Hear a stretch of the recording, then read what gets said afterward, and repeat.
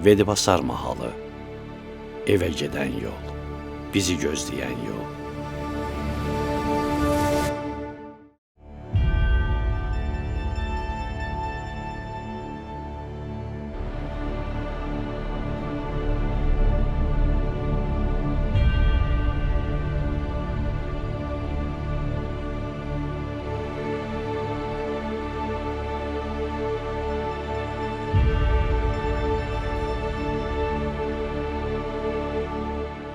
Bəzən evə gedən yol evini itirdiyin andan başlayır.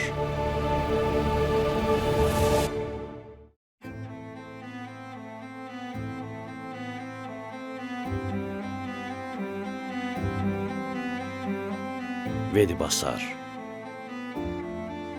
İrəvan xanlığının 15 mahallından biri. Böyük bir ərazi, onlarla yaşayış məntəqəsi. Və əsrlər boyu burada yaşamış Azərbaycanlılar. Simeon İrəvancının Cambır əsərində də açıq yazılır. Bu torpaqlarda qədim türklər yaşayırdı. Vedibasarın hər qarışında tarix danışır. Abidələr, məscidlər, qəbristanlıqlar, hamısı bu yerlərin türklərə məxsus olduğunu sübut edən izlərdir. Vedibasar adının mənşəyi barədə bir neçə fikir var. Ən məşhur versiyaya görə mahal adını ərazisindən axan Vedi çayından alıb. Çay Göyçə dağlarından axıb, Çığın dərəsindən keçir və Arazla qucaqlaşır. Ən geniş yayılmış versiya ondan ibarətdir ki, Vedi ərazisi vadidə yerləşdiyi üçün bu ərəb sözü olan vadi sözündən başlanğıcını götürübdür. Bildiyiniz kimi bütün tarixi xəritələrdə Göyçə gölündən aşağı olan ərazilər, o cümlədən İrəvan çuxuru və Vedibasar mahalı ərazisi Eti-Uyni şəklində, xüsusilə Urartu işğalları dövründə Eti-Uyni şəklində. Uyni bilirsiniz, Urartu dilində ölkə anlamını verir, yer, məkan, ölkə anlamını verir. O cümlədən Erebuni sözündə də Uyni hissəciyi var. Eti-Uyni, Eti ölkəsi deməkdir. Eti sözü də bildiyiniz kimi Bulqar türkləri bu əraziyə gələndən sonra Bulqar dilinin xüsusiyyətlərinə uyğun olaraq Eti sözünün əvvəlinə V samiti əlavə olunub, Veti şəklinə düşüb, Vedi şəklində. Bu ikinci yozumdur Vedi adının. Erməni ailələrinin Vedi bölgəsinə köçürülməsi ilk dəfə 1828-ci ildə Türkmənçay müqaviləsindən sonra başlayıb. Bu dövrdə bölgə Rusiya imperiyasının tərkibinə daxil edilib, köçürülmə prosesi isə Rusiya tərəfindən təşviq olunaraq əsasən İran və Osmanlı imperiyasından gətirilən ailələri əhatə edib. Tarixi faktlara nəzər saldıqda məlum olur ki, Vedi rayonunda 1828-ci ilə qədər ermənilər demək olar ki, yaşamamışdı. Bunu biz hansı fakt əsasında deyirik? Məlumdur ki, Zavet Qorqordiyan adlı müəllifin 1932-ci ildə Melkonyan Fond nəşriyyatında Sovet Ermənistanının əhalisi 1831-1931-ci illər 100 illik bir dövrü əhatə edir bu kitab. Deməli, orada Vedi rayonunun əhalisinin də 1831-ci ilin kameral siyahıya alınmasına əsasən qeyd edilib. 1918-1920-ci illər Vedibasar erməni daşınaq dəstələrinin hücumlarına qarşı mətin dayandı. Özünü müdafiə dəstəsinə Abbasqulu bəy Şadlinski rəhbərlik eləyirdi. O zaman Ararat Respublikası Vedibasara 5 dəfə hücum elədi. 5-də də ağır məğlubiyyətə uğradı. Daşnaq ordusu ilə Zəngəzurda olan bir tərəfi Zəngəzurda idi, bir tərəfi Naxçıvanı tutmuşdular, bir tərəfi İrəvanda. Bu üç bucağın arasında yerləşirdi və bu üç erməni daşnaq qüvvələrin birləşməyinə Vedibasar mübariz dəstəsi Abbasqulu bəy başçılığı ilə imkan vermirdi. Ona görə də 1923-cü ildə Kaçazununi Parisdə hesabat verəndə Daşnaq Hüsün Partiyasının qurultayında ki, biz niyə Cənubi Qafqazda məğlub olduq? orada iki şərt qoyur ortaya. Bu iki şərtdən birincisi odur ki, biz Vedibasar üzərinə qoşun yeritdik. Bu bizim birinci böyük səhvimizdir, məğlubiyyətimizə səbəb olan. İkinci böyük səhvimiz oldu ki, biz Vedibasar üzərinə qoşun yeritsək də qalib gələ bilmədik. Yəni elə Kaçaznuninin, Ohannes Kaçaznuninin hesabatında, bu gün Azərbaycanda da o çap olunubdur, bu məqam Vedibasar mahalının strateji əhəmiyyətini bir də ortaya qoyur. Abbasqulu bəyin qəhrəmanlıqları və erməni silahlılarının Azərbaycanlılara qarşı törətdiyi vəhşiliklər, bütün bunlar nəsillərdən nəsillərə danışıldı, unudulmamaq üçün. Dədə babamızdan eşitmişdik ki, onlar 18-də, 19-da vuruşublar da. Vedi rayonunda, Qəmərli rayonunda, Masis rayonunda nə qədər Azərbaycanın varsa, Abbasqulu bəyin səbəbi nədir? Abbasqulu bəy orada elə bilirəm ki, Azərbaycan dəstəsinin komandiri olub. O vaxtda qoçaq olanlar olublar. Gəlirdilər, gecə ilə kəndi gəzirdilər, yoxlayırdılar. Görürdülər ki, harada yaxşı ev var, müsəlmanların məscidi var. O durub, yandırıblar, amma indi adam yoxdur. 4-5 gün o formu gəlib yoxlayırlar, baxırlar, yoxdur. Gedirlər, qoyum qələbələrlə deyirlər ki, valla, yaxşı evləri, məscidi zadı yandırırlar, amma ermənilər çəkilib gedib, yoxdur. Belə qayıb, gələ gəlmişlər, kətdə yaşayırmışlar. O vaxtda o da deyir ki, Rus olub erməninin arxasında, elə indi də Rus erməninin arxasında. Bizə o vaxt o formu Abbasqulu bəyin vaxtındakı müharibəki ermənilərlə olubdur. Bizə o vaxt türk dayaq durub. Türk dayaq durmasaydı, biz elə əlim ayaqda itib batıb gedəcəyik. 1922-ci ildə Sovet hakimiyyəti indiki Ermənistan ərazisində ilk əhali siyahıya alınmasını keçirir.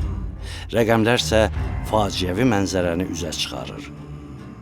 Bu siyahıya alınmanın məlumatlarına görə 1922-ci ildə Vedibasarda artıq 29 min yox, cəmi 8 mindən bir qədər çox Azərbaycanlı yaşayırdı. Daha sonra erməni millətçilərinin planına uyğun olaraq 1929-cu ildə Ermənistan SSR-nin Mərkəzi İcra Komitəsinin qərarı ilə Vedibasar mahalının torpaqlarında Vedi rayonu yaradıldı. Amma Azərbaycanlıların doğma yurdlarından kütləvi şəkildə çıxarılması üçün növbəti böyük mərhələ 1948-1953-cü illərə təsadüf elədi.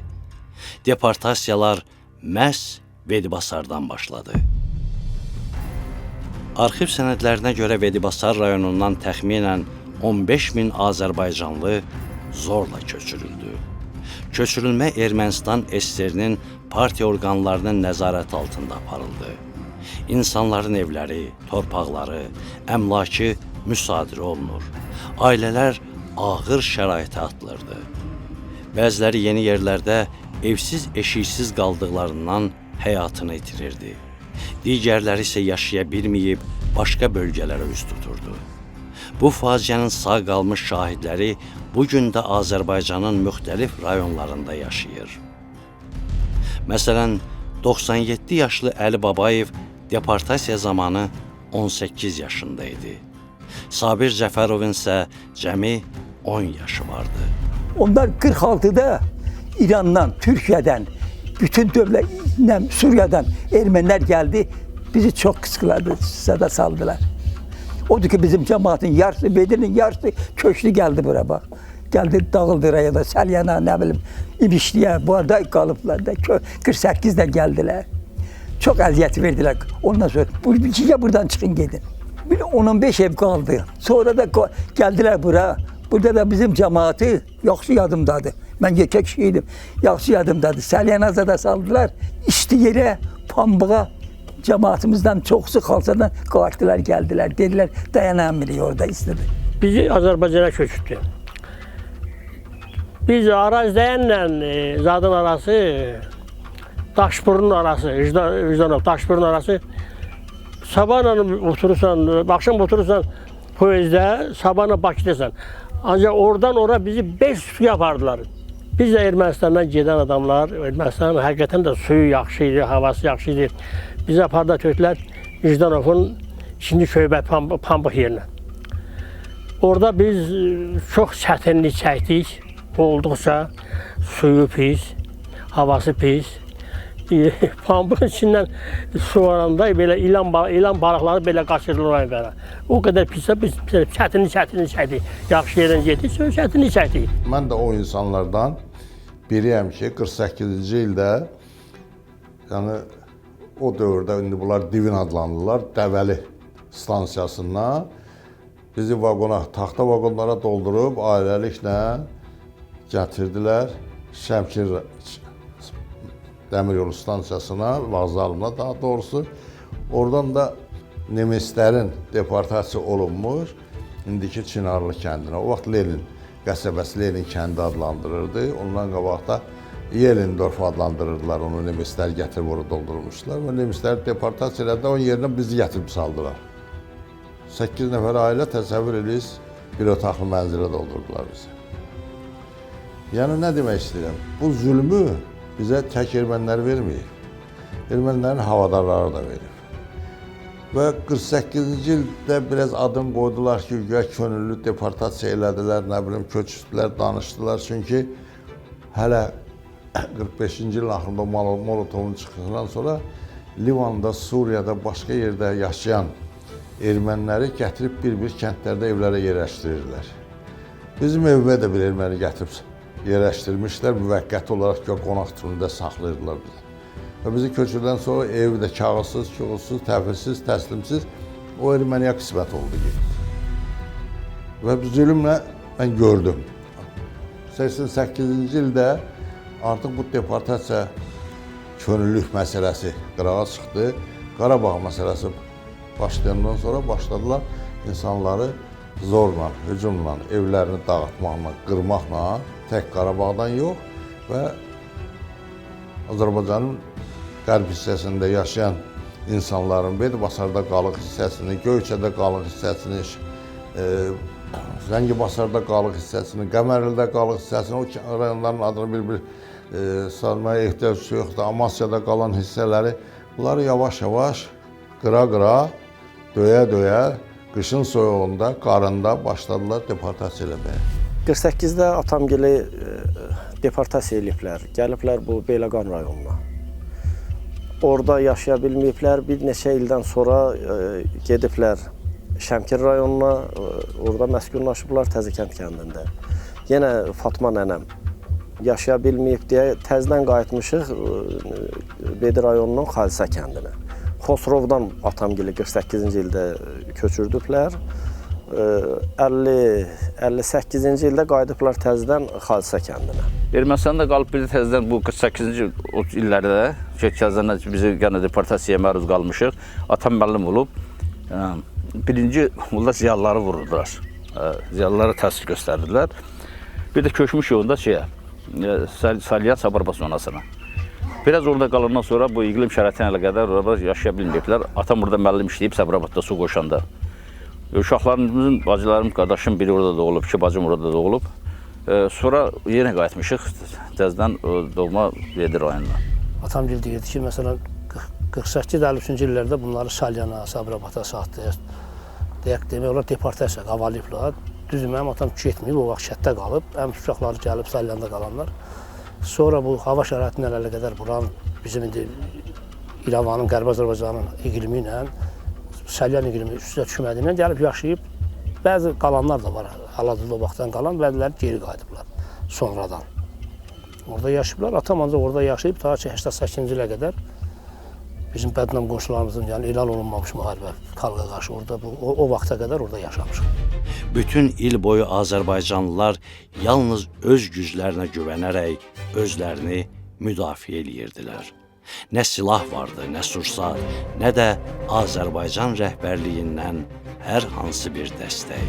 Bilirsiniz, Vəzirov rejimi gəlmişdi, göndərmişdilər bura və məqsəd də oydu ki, Moskva sözündən sonra bir dırnaq arasında ermənilərin deyək, çünki ermənilərin diktəsi ilə bu Moskvanın böyük planı idi bu proses davam eləyirdi. Bu insanlar məcburdular səhərdən axşama əlində belyaba özlərini qorusunlar. Gecə də səhərə qədər tonqalları yandırıb hardan erməni hücumu ola bilər. Bax, bir ili bu cür yaşadı o insanlar. Günüz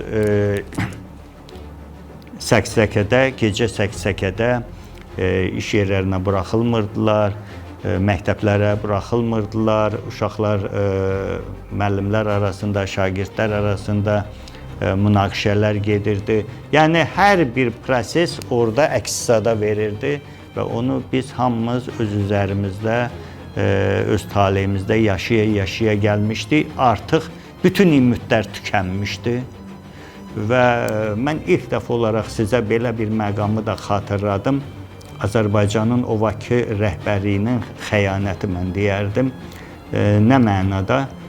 Vəzirov gələndən sonra belə bir qərar verdilər ki, həyət evlərini şəhər evlərinə dəyişmək mümkündür. Bu ona xidmət eləyirdi ki, oradan qovulan insanlar Qarabağda məskunlaşmasın. Hadisənin canlı şahidlərinin dediklərinə görə, hər gecə erməni ailələri öz evlərində gizli toplantılar keçirir. Azərbaycanlıları doğma yurdlarından necə qovmaq barədə planlar qururdular. Bizim üzbəyaz həmin o qonşumuz da var. O da Daşnaqsü Partiyasının üzvüdür, həm də idarə heyətinin üzvüdür, daha vəzifəlidir. Bizi ancaq bilmirdi o şey bilmirdi. Ona görə bu adamlara o qədər maşın gəlib gedirdi ki, həmişə. Yəni bunların evinə həmişə qonaq gəlib gedirdi. Cürbəcür tanımadığımız adamlar gəlib gedirdi. Həmişə elə gəlib gedirdi. O mart haqq hesablarında da martdan başladı. Yəqin hər şey təşkil olunmuşdu, daşlar yığılmışdı. Yəni cəmaatın birinci pəncərələri qırmaqla, yüngül təsir eləməklə başladılar. Yəni bunları qorxudaq çıxsınlar da bu mənada.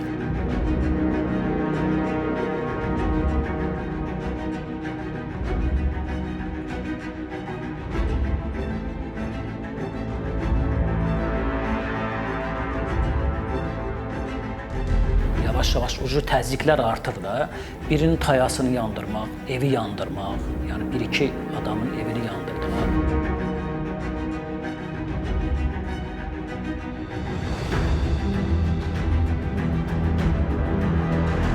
Bu təzyiqlər getdikcə günbəgün artırdı. Döymək, kimsə tutub döymək, ölümünə döymək, yəni belə bu şeylər olurdu. Bir dəfə o qədər hardasa yay aylarına yaxın idi, may-iyun aylarında bir neçə kənd məcbur oldu Araz çayının qırağına qaçsın ki, yəni Türkiyədən belə deyək ki, Türkiyə keçsin, kömək üçün. Bundan sonra hadisələr qar topu kimi böyüməyə başladı. 8 may Şirazlı kənd savxozunun sədri Barsegyanın rəhbərliyi altında erməni dəstələri Bakı-İrəvan qatarına Şirazlı stansiyasında hücum elədilər. Qatar 1 saatlıq dayandırıldı. Azərbaycanlı bələdçilər və sərnişinlər döyüldü. Onların əmlakı məhv edildi. 11 may saat 17:30 rayon rəhbərliyinin iştirakı ilə 400-500 nəfərlik dəstələrə bölünən ermənilər Şirazlı kəndinə hücum elədilər. 8 ev yandırıldı, 64 ev dağıdıldı, 330 ailənin əmlakı talan edildi. 2 nəfər öldürüldü, 80 nəfər ağır yaralandı. Bu zorakılıq gecə yarısına qədər davam elədi. Həmin axşamı qaranlıq düşmüşdü. Mən gözümün şahidiyəm. Lapeda, traktorun lapedinə daş doldurmuşdular. Qay maşını qabaqdaydı. Bələdçilər qabaqda evləri dağıdırdılar. Kırışa, maşın yandırdılar. Həmid kişi var idi, onun maşını yandırdılar. Füzulidə oğlan var idi, onu döydülər. Mən də keçdim qonşuya, Seyid var idi ora. Onun elə bil ki, oğlunu saxladım. Oğlu girirdi erməninin içinə. Darvazanı vurdular, qırdılar, girdilər şəhəri. O mollanı 3 gündən sonra molla öldü. Rəqədə getdi.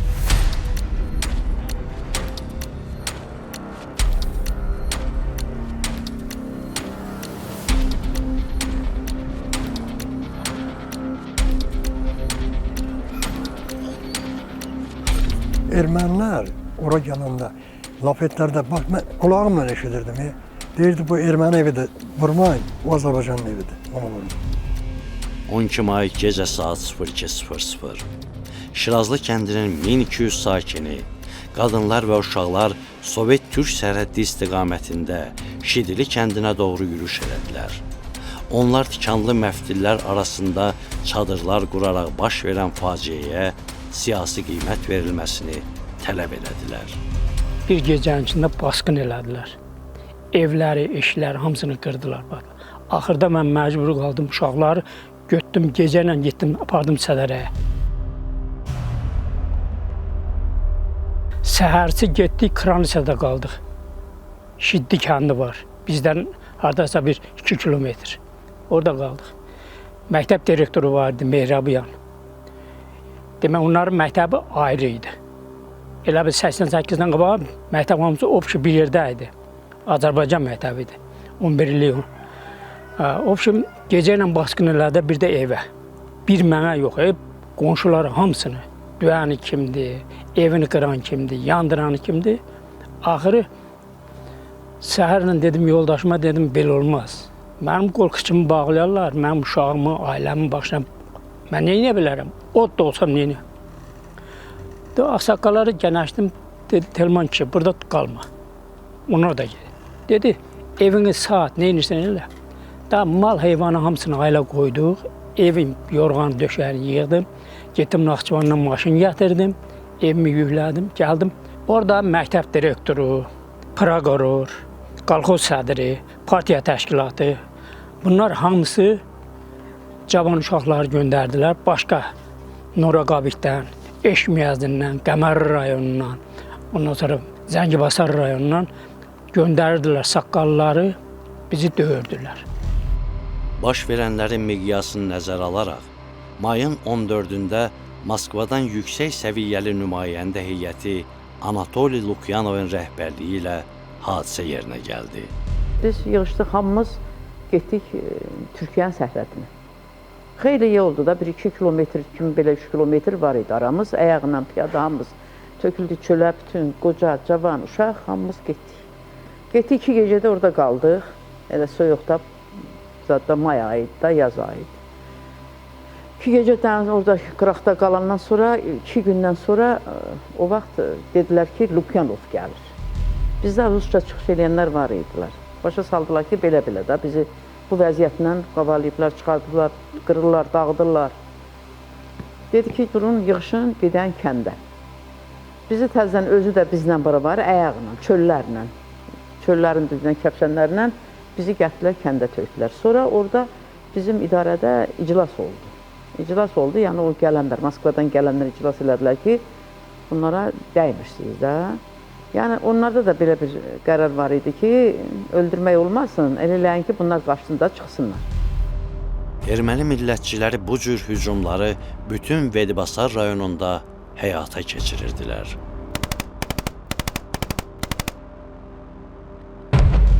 Bizi belə bizim evləri, pəncərələrini qıra-qıra, pəncərələrə hücum eləyərlər, talpa ilə, belə səs-küy ilə gəlib, uşaq qorxa-qorxa bir gecə ilə məliyir, uşaq məliyə, qamır axı buna deyək ki, erməni gəlir, səs eləmə. Bax, belə bizi elə başladılar, bizi yavaş-yavaş, pəncərələrimizi, bizi işdən azad elədilər, bizi fəhləlikə qoymadılar getməyə. Belə bizi araladılar. Həmin günlər demək olar ki, hamımız qaçmışdıq oradan. Orada bir anam qalmışdı, bir mən. Bir də qardaşım idi. Qaçmışdıq deyəndə arada uşaq çıxartmışdıq evdən. Saqqallar dolurdu kəndə, həmin ərəfədə. Bütün evləri daşa, maşınla gəlirdilər, kurzavi maşınlarda. Bütün evləri daşa basırdılar, partlayıcı maddələr atırdılar, əldə qayrma partlayıcı maddələr olurdu. Benzin doldurdular, içine atırdılar. Məsələn, qardaşımın bir noluşu vardı, atdılar onu garajda yandırdılar, arkası zadı yandı, qonum-qonşu yığıldı, söndürdük. Belə oldu. Çünki yəni deyirlər, gedin də kəsə. Çıxın, onda da heç bir kim kömək göstərmirdi bizə. Əgər ki, Naxçıvana gələn maşınlar olmasaydı, heç kim çıxa bilməzdi oradan həmin ərəfədə. Çox yaxşı kömək elədilər millətə, biz oradan çıxartdılar. İçeriden koridor açıldı Naxçıvana, həmin ərəfədə, noyabr ayında. Koridordan bizi çıxartdılar Naxçıvana. Naxçıvandan sonra Bəhrimtəpəyə oradan gəldik, dağılışdıq hələ bir tərəfə. Biz də gəldik bu tərəfə məskunlaşdıq. Bütün millətin üstündə olan pullarını, qızıllarını, qadınları sirədildiler.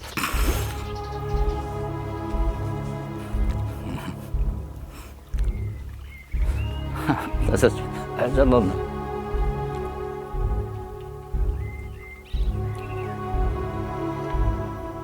Belə.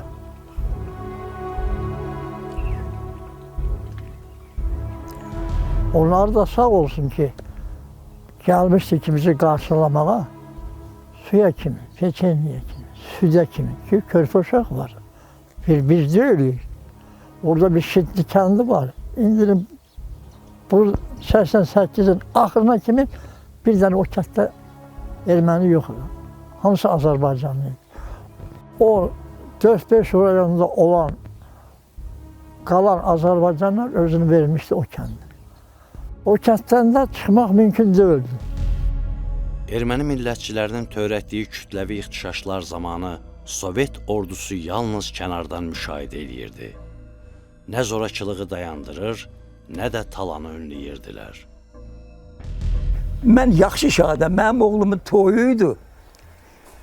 Apardıq, 2 dənə polkovnik durmuşdu. Bizim evin yanındaydı, yaxınıdı. Bir dənə də milisə. Uşaqlar dedi ki, bu Ruslar özdən ucu adamı da polkovnik neydi? Aparın ətdən zaten veri toy, yalandan toy elədi də, elə belə. Aparın Konya'sı. Gətdik, onlar çörəyə əllərini vurmadılar, o polkovniklər. Mən özüm də gəldim. Dedim, niyə yemirsən? Dedi, mən bu milisiyə tabi həm. O da nə dedi? Deyər, yeyərəm. Deməz yemər. Mən erməniləri gözləyirəm. Polkovnik dedi, bax, o mənim çox yaxşı yadımdadır.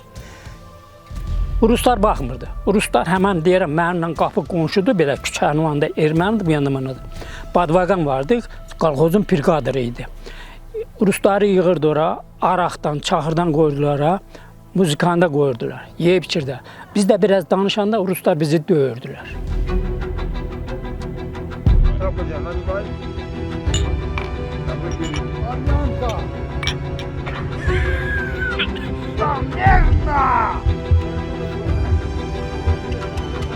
Ясная такая девочка такой.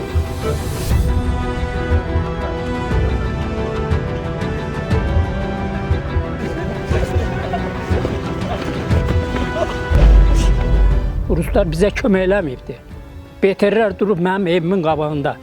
Bir küçədə mən idim Azərbaycanlı, qalan hamısı ermənidir. Məndən yuxarı Azərbaycanlı var, qardaşlarım da hamısı oradadır. Bax, Rus bizə kömək eləməyibdi. Amma bizcə yerli ermənilər bizə deyirdi, buradan çıxın. Çıxın deyirdi, sizi öldürərlər. Sentyabr ayının əvvəllərində Azərbaycanlı kəndlərinin sakinləri hər tərəfdən ermənilər tərəfindən mühasirəyə alınmışdı. İşləyən Azərbaycanlılar heç bir izahat verilmədən işdən çıxarılır. Dükanlarda onlara ərzaq satılmırdı. Bizə çörək, mağazinə girdik, çörək vermirdilər. Yəni, yola vermirlər da, elə də çıxdıq gəldik. Orada döyülənlər çox oldu, söylənlər də çox oldu, təhqir olanlar çox oldu. Məsələn, mənim özüm bir gün gəlirdim, baxdım yığışıblar. Dedim, görüm, bu nə haqq hesabda.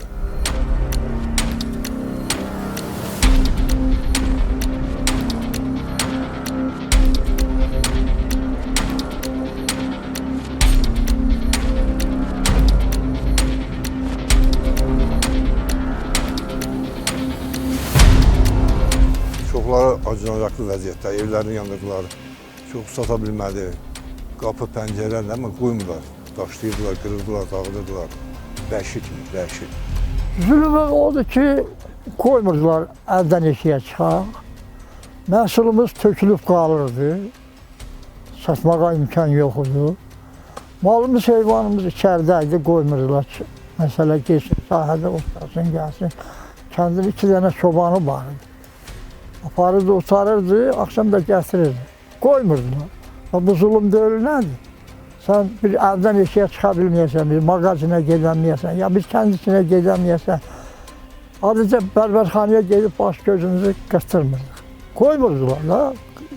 Geçmeye istəyirdi ki, amma qoymur. Bizim də zorumuz çatmırdı. Ermənilər ömür boyu, həmişə tarix boyu xain olurlar da. Bunlar, tarixən biz orada qonşu olmuşuq, şəhərə çıxanda, bunlarla yaşayanda, bunlar ömür boyu bizə məsələn, heç vaxt Azərbaycanlı olaraq müraciət eləmirlər. Ömür boyu türk olaraq, türk olduğumuzda da biz fəxr edirik. Həqiqətən də bizim türk olduğumuz həmişə öz uşaqlarına, hətta onlarda belə bir atalar sözü vardı. Onların uşaqları gecələr yatmayanda qorxudurlar, türklər gəlibsə öldürəcək. Bizi bir vəhşi kimi qələmə verdilər. Yəni türklər belədir də, türklər vəhşidirlər. Ömür boyu onlar belə də, əl altdan həmişə özləri arasında bir qurum yaradıblar. Hətta belə bir Daşnaqsun partiyası vardı. Onlar pul yığırmışlar. Biz sonradan, biz millət olaraq bizim ürəyimizdə əli qof var da. Bizim həmişə kiməsə yazığımız gəlib. Gördüm bir gün zavutçu çıxartdılar, sabah müəllimlər çıxartdılar. O bir gün bunu yoldaşıma dedim ki, nə yaxşı sən işdən çıxartmadılar da. Sən hələ işləyirsən, dedi hələ Karbatma heç nə deyən yoxdur. Günortaydı gördüm, budur yoldaşım gəlir, maşın yoxdur, əli belində bekib budur gəlir. Hə, dedim növbə saat çatdı. Dedi, hə, mən işdən çıxartdılar. Niyə? Dedi ki, dedim, nə əsasa çıxartdılar? Onda da vəziyyət çox gərgin deyildi da, yəni sözümüzü deyə bilirdik.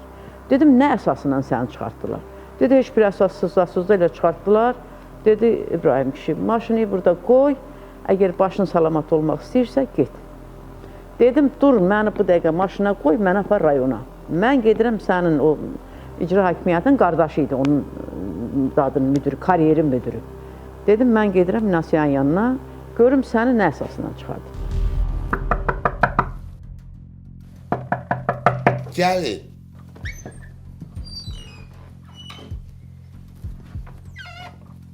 Salam. Mən Quliyev İbrahimin həyat yoldaşıyam. Minasyan, hansı əsasla İbrahim işdən azad eləyibsiz, hə?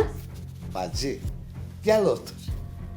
Mən səni bir qardaş kimi başa salacağım. Mənim İbrahimə böyük hörmətim. Yaxşı.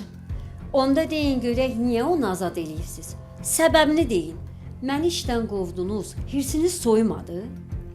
Mən ona yaxşılıq eləmişəm. İndi vəziyyət çox pisdir. İbrahim 10 tonluq maşın sürür. Kamazla yük daşıyır. Bizdən onun əylən sistemində problem yaransa, onda necə olacaq, hə? İstəyirsiniz ki, dəriyə aşıb ölsün? Onun həyatını qorumaq üçün yeganə yol onu işdən azad etməkdir. Onun yaşamağını istəyirsənsə, köç Azərbaycana, özünə ev tap. Onun yaşamağı üçün yeganə yol budur. Necə? Tərk eləmək? Evini qoyub getmək? Siz bizim yerimizə necə qərar verə bilərsiniz? Mən bilirəm, ağır dərddir. Amma neynəmək olar? Vəziyyət çox pisdir. Mən onun yaxşılığı üçün belə edirəm. Baxın, 30 imza. Biz İbrahimlə işləmək istəmirik. Bizdən bu 30 nəfər qalxıb desə ki, biz Minasyanla işləmək istəmirik. Onda məni də işdən çıxardacaqlar. Ona görə də ən yaxşı çıxış yolu buradan getməkdir. Yəni deyirsiniz bu son çıxış yoludur? Bəli, xahiş edirəm. Gedin. 30 noyabr. Xalisa kəndində hələ də 170 Azərbaycanlı ailə yaşayırdı. Səhər saat 10-da kəndə rayon rəhbərliyi gəldi. Rayon komitəsinin birinci katibi Akopyan, İcraya komitəsinin sədri Vartanyan, prokuror Adamyan, milis rəisi Papoyan və onlarla birlikdə silahlı erməni dəstələr də kəndə daxil oldu. Onlar Azərbaycanlıları öldürməyə, talan eləməyə və zorla evlərindən çıxarmağa başladılar. Dekabr ayının 3-də Velibasar rayonunu tərk edən son Azərbaycanlılar da yola çıxdı. Beləliklə Velibasardan Azərbaycanlı əhali tamamilə qovuldu və rayon tam şəkildə ermənilərlə məskunlaşdırıldı.